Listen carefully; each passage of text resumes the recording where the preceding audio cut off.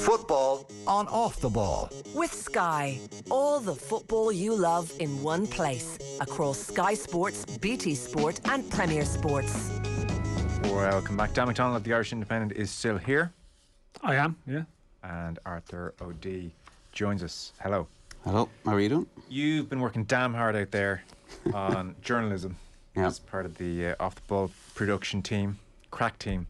And somebody noted that today, 17th of November 2021, is the 16th year anniversary since Roy Keane left Manchester United, less than 3 weeks after Keane delivered an attack on his teammates deemed not fit for broadcast on MUTV. Still a miracle that has never surfaced. They really did destroy it. I mean, I think someone stood over it. Like, I mean, I've only started watching, I don't like, you've watched Succession in recent times, and like there's this whole thing about papers and stuff being burned or not. But it's very clear that there was a very thorough job done in the case of the MUTV tape. They had Cousin Greg on the job. Yeah. No, they didn't have Cousin Greg on the job. That's the whole point. Yeah. Logan looked after himself. Rogan. So, this was a dark time at Manchester United as well. I was at a Villarreal game around this month where Ferguson was booed. It was a 0-0 draw. George Best's death was imminent. Jose Mourinho had taken over. So these were kind of the clouds hanging over Old Trafford around that time. Anyway, the point is, we all remember that. This prompted, as Arthur pointed out, maybe the greatest 15 to 20 minutes of punditry we're likely to ever see. Ever. So take us through it. I mean, I basically heard cackles for about 20 minutes in the office this afternoon as Arthur was working. Yeah. So you just let him do it on air. That's basically what happened. I was like, we should do this on air. It's more fun. So Bill gets the ball rolling. He starts with Liam Brady, who had written that at times Roy Keane had behaved appallingly and manipulated the press, and Liam really didn't like this. And then Bill said, well, I'm just quoting what you've said in the newspaper. And Liam said, well, let me answer the question. And he said, yes, I did say Roy Keane behaved appallingly. And all the while, Giles and Dunphy are waiting for their moments. Where do you want to start here? Take us through this. You have several clips. Well, they came in hot, very, very hot. And you missed, there's a montage as well. Played over to Johnny Cash's Hurt, I think, which is incredibly just fitting as well with the whole thing. Oh, of Roy Keane's 12 and a half years. Yeah. But it starts, so it really starts. I mean, that is a start, but it really starts after about 4 minutes. And you have the introduction of Eamon Dunphy. Niall Quinn agenda. I think Niall Quinn is a creep. That's not fair, no way. I read his column. It's not fair. Well, I could finish if you don't mind. Everyone knows Quinn's role in Saipan. As for Liam, and I talk about the manipulating the press. Roy Keane hasn't given an interview to any journalist for 2 years. He's done 2 interviews at MUTV this year, and they've been candid interviews. If there's a reference to me there, I don't believe personal insults help this, but if I'm one of the hand-picked friends of Roy Keane in the press who helped him manipulate the Saipan situation, I'll let listeners and viewers judge that for themselves. I mean, that's an entrance. It's an entrance. Yeah. It's a start.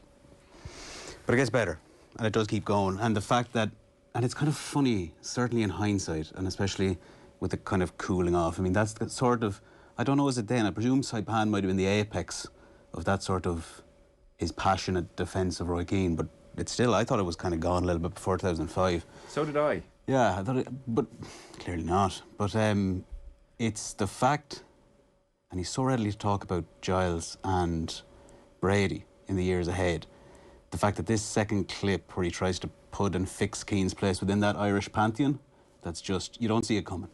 You don't see it coming. Okay. In the 12 years he was at Manchester United, he's been the greatest player in the history of the club. He's won one of the greatest professionals in the history of the game. They've won 7 Premiership titles, 3 doubles, a treble, and several FA Cups. And he served Ireland. There's never been a greater Irish player, and these are the 2 next best. But in terms of courage and conviction and achievement, he's way ahead of these 2 guys. Now, I'd just like to quote... You might have... Okay, well, I think look, I'm not... Everyone's entitled to repeat it. I don't start the rough stuff here.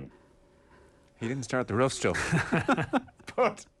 He's bringing the rough stuff to the table here. Oof. Way ahead of these 2. Yeah, I mean... And he looked right at them as well. I'm pretty sure he's reviewed that stance since, has he?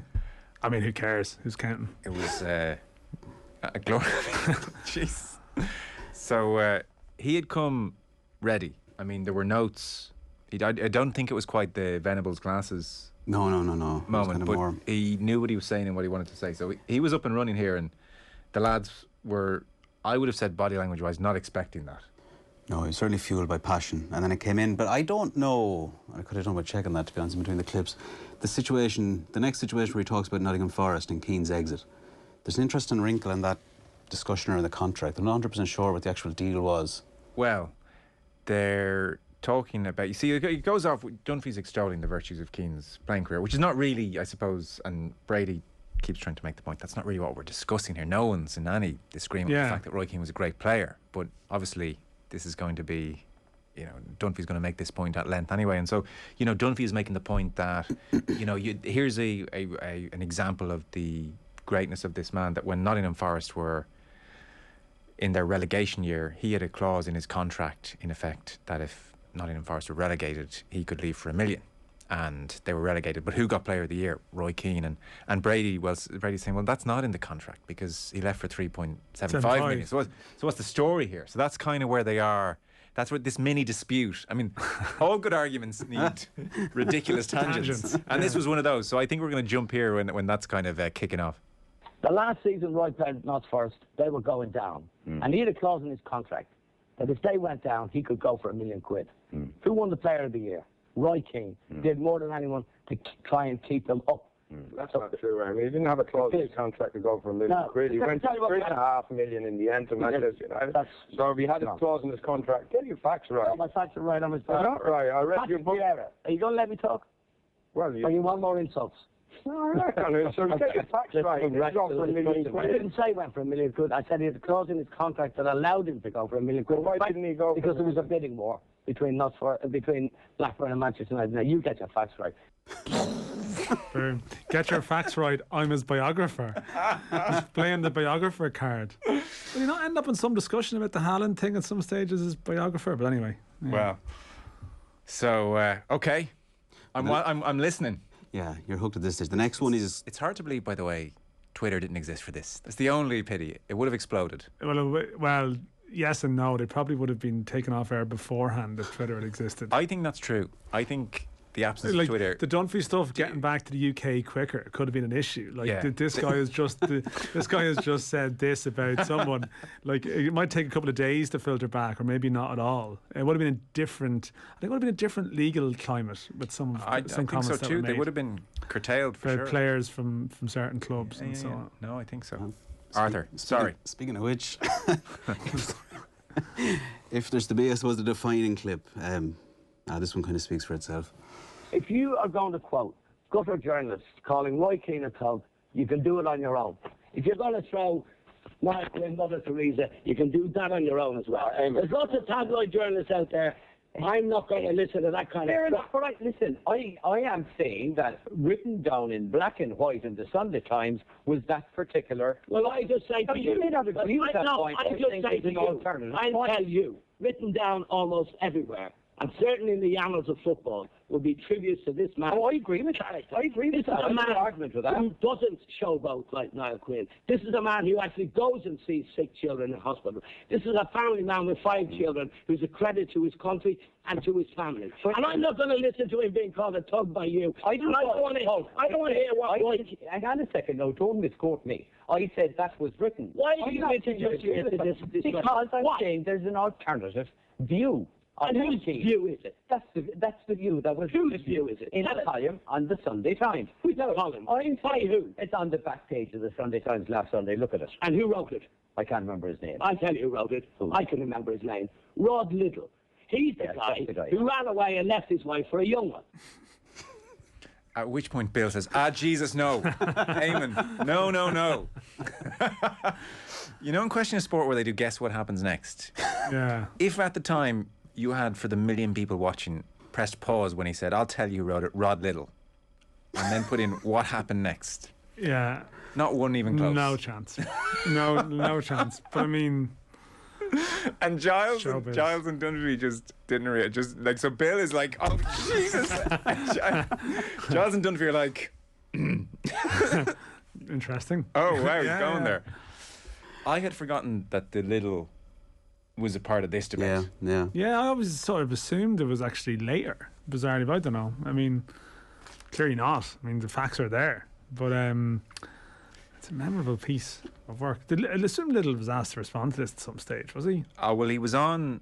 It was funny. He spoke the last year or two. When it was funny because I was working with Gavin Cooney at the time at Balls.ie when Dunphy stepped down from the panel, or was stepped down, whichever way it went. That was it. Gavin reached out to Rod Little and spoke to him about it. Who I think, to be honest, what was the line? He was proud to say he was still with the young one. Oh, well, there you go. Happy ending. There's your headline. I have a vague memory of Rod Little on Live Line as well. When Eamon stepped down as almost to pay tribute and say, listen, I'm not part an of Irish football shit show if you don't end up on Live Line, Joe. I'm part of the That's when you program. know you've made it. Can you imagine, though, and it's like what made Bill Hurley so amazing, that panel, I mean, you're talking about three alphas. And Dunphy, I mean, I guess he's somewhere around his peak there. I mean, well, he had a long peak, to be fair. He's rather extraordinary. What a force of nature to be on a panel with. Can you imagine trying to think straight with all that coming at you? Yeah, no, it is true. Like it's like I have to deal with you. I haven't. And it's hard enough. It's hard enough, really. Okay, but like it's definitely unbelievable skill to sort of respond, because as you know, if someone says something quite inflammatory, your line and response is really, really important. You know, your instant, because if you let that run too far, as you know, you end up sort of charged for facilitating it too much. Yes. You know, and that's.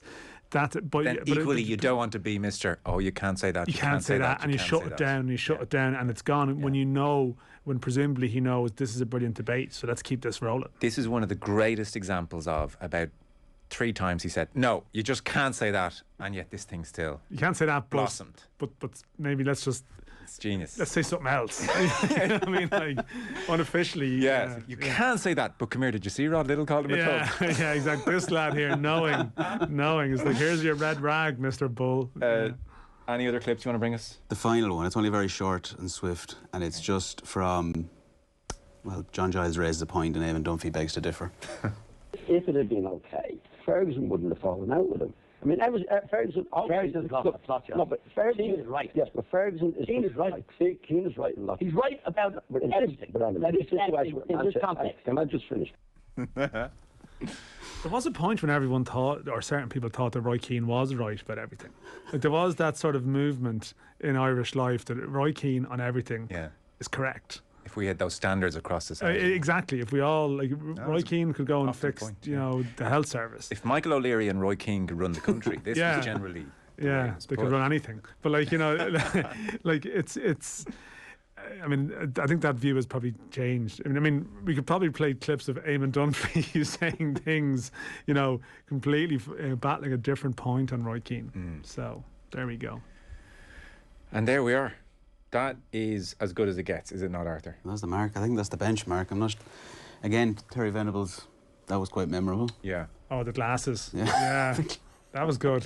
He's got the glasses on, but this is going to be some good stuff here. That did end Venables. Yeah, I think it had a role, yeah. It didn't have a role. That decided it for the country. Well, actually, given how the FAI CEO of the time would have been heavily influenced by the RTE panel, or allowed members of the RTE panel to assume influence, depending on what way you want to look at it, probably did, actually. Yeah. When you think about it, yeah. That was the heartbeat of the nation that needed to be. You needed to be able to tap into that, you know, talk about managers, chief executives. Well, Arthur, that's a cracking day's work out of you. Yeah, that's it. I'll be off. Well done. There we are, 16 years on from Roy Keane's departure. What followed was maybe the greatest, and it's only 14, 15 minutes, but I mean, it's ba-bum, ba-bum, ba-bum, ba-bum, ba-bum. So it's out there for people to go. It's out there for people to go and watch the full thing, I assume, if Arthur was able to locate it. Oh, yeah. It's there. Oh, no, it's there. It's there. It's there. It's there. It's must watch. Treat yourself. Because we're never going to see the likes of that again, I would think. Arthur O'D, thank you. Dan McDonnell of the Irish Independent, thanks a million, Dan. Thank you. I know you've moved mountains to get in here today. Listen, appreciate it. Just happy to be here to spend some time with you, Joe. Football on. Did you see? It's nastier than that RTE panel. Football and off the ball. I actually am. More withering. Brought to you by Sky. Catch the biggest live Premier League games every weekend on Sky Sports. Football on Off the Ball. With Sky. Watch big games from the Women's Super League live on Sky Sports.